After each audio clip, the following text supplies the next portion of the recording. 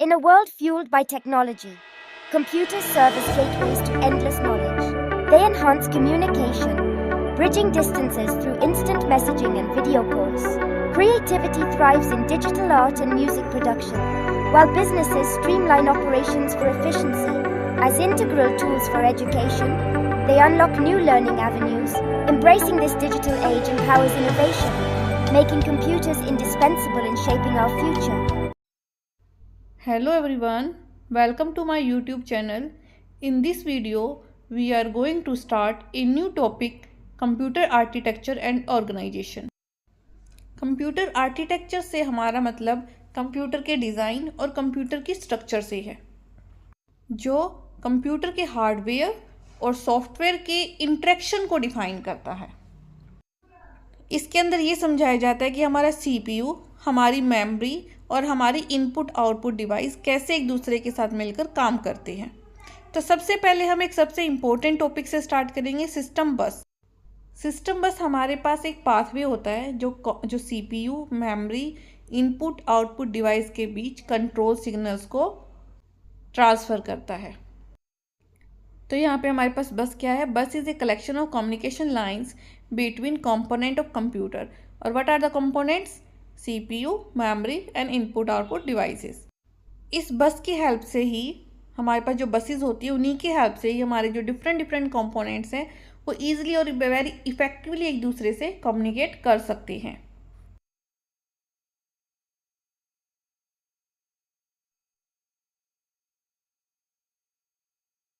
Based on the type of content, जो हमारे system buses होती है वो थ्री पार्ट्स में डिवाइडेड होती है।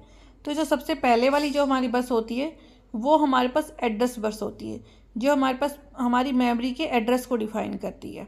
उसके बाद हमारे पास डाटा बस होती है, जो हमारे डाटा को डिफाइन करती है, डाटा जो ट्रांसफ़र करते हैं उस डाटा को डिफाइन करती है। थर्ड नंबर पे हमारे पास कंट्रोल बस होती है, जो कंट्रोल सिग्नल्स को मैनेज करती है। अब यहाँ पे हम कंप्यूटर की आर्किटेक्चर को एक डायग्राम की हेल्प से समझेंगे।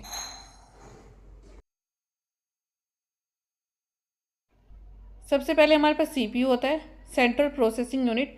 इसी को हम कंप्यूटर का ब्रेन भी कहते हैं, क्योंकि हमारे पास सारी प्रोसेसिंग जितनी भी है वो सारी हमारे पास हमारे CPU में होती है। हमारे रजिस्टर भी CPU के अंदर ही रखे होते हैं। कंट्रोल यूनिट भी हमारे CPU के अंदर ही होती है, CPU का ही पार्ट है। अर्थमेटिक एंड लॉजिकल यूनिट वो भी हमारे पास हमारे CPU का ही पार्ट है।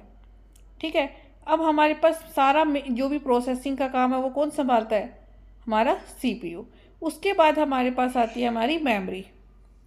ठीक है, कौन सी आती है? हमारी मेमोरी, जिसके अंदर हम हमारा डाटा स्टोर करके रखते हैं। तो अभी आपने क्या देखा? एक तो हमारे पास CPU होता है और एक हमारे पास हमारी मेमोरी होती है। फिर उसके बाद हमारे पास आते हैं external component, input output devices. जो हम एक्सटर्नल जो कंपोनेंट यूज़ करते हैं वो, जैसे आपका कीबोर्ड, माउस, आपके मॉनिटर, ये सारे, आपका प्रिंटर, ये सारे एक्सटर्नल कंपोनेंट है और इन्हीं को हम इनपुट आउटपुट डिवाइसेस बोलते हैं।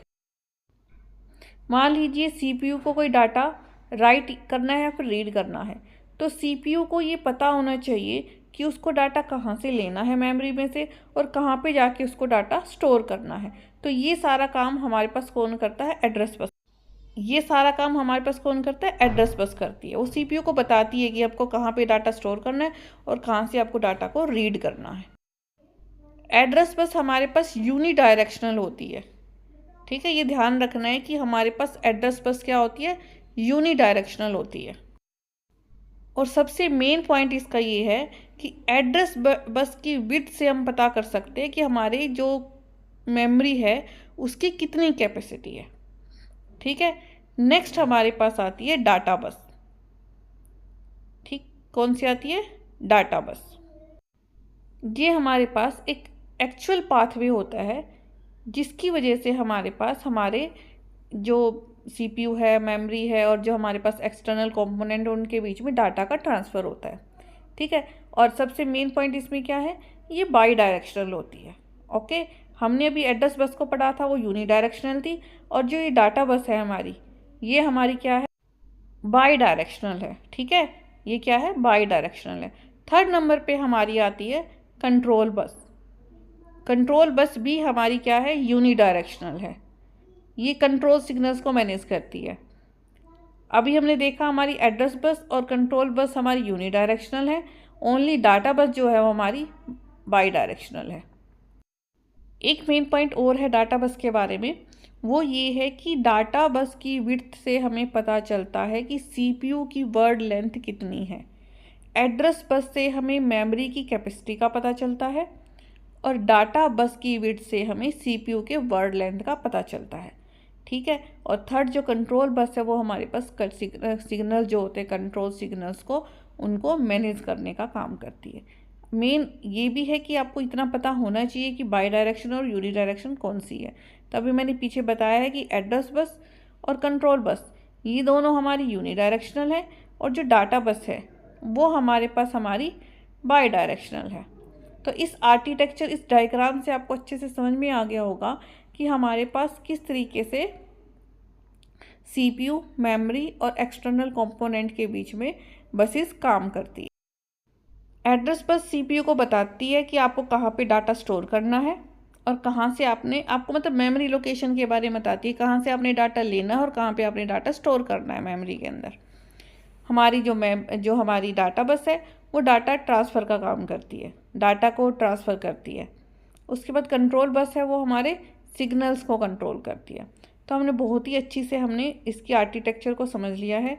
हमने सिस्टम बसेस को हमने देख लिया है कौन कौन सी होती हैं। 3 टाइप्स की होती है हमारे पास, एड्रेस बस, डाटा बस और कंट्रोल बस। नाउ हमारे पास एक बार हम फिर से डिस्कस कर लेते हैं एड्रेस बस। सबसे नंबर 1 पे हमारे कौन है? Address bus. Use to carry the address to memory and input output. ठीक है, क्या करेगी? एड्रेस को कैरी करेगी to memory and input output. Address bus जो हमारे पास होती है वो यूनी डायरेक्शनल होती है। क्या होती है? Uni directional. थर्ड पॉइंट है हमारे पास यहाँ पे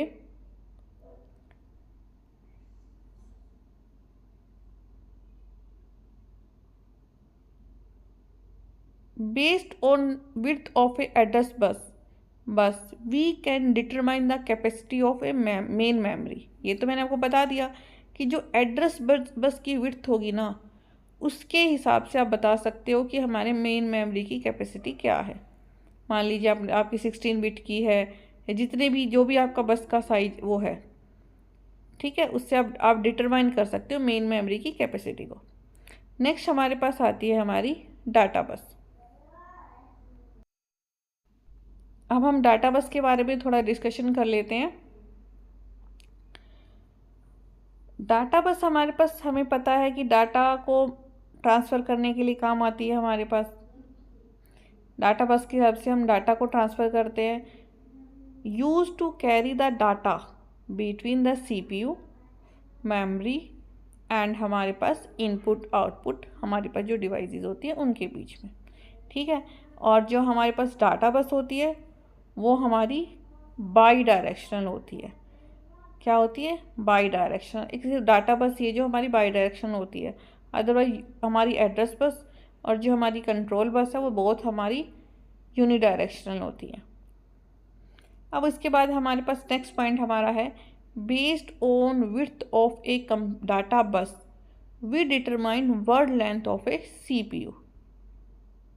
ठीक है, जो हमारे पास सीपीयू की परफॉर्मेंस कहलाती है। तो सीपीयू की अगर हमें वर्ड लेंथ काउंट करनी है तो हमें डाटा बस की विड्थ को देखना पड़ेगा। ये सारी चीज़ें हम एक न्यूमेरिकल के और आगे मैं टॉपिक कराऊंगी उसमें आपको समझ में आ जाएगा कि वर्ड लेंथ क्या होती है, मेमोरी की कैपेसिटी कितनी होती है, क्या होती है, वो सब कुछ आपको समझ में आ जाएगा। इसके बाद हमारे पास आता है कंट्रोल बस। कंट्रोल बस हमारे पास क्या काम करती है? कंट्रोल बस हमारे पास कंट्रोल सिग्नल्स को मैनेज करती है। Control bus use to carry the control signals and timing signals. Okay, and next point is unidirectional. हमें पता है कि हमारी कंट्रोल बस हमारे पास क्या होती है? यूनी डायरेक्शनल होती है।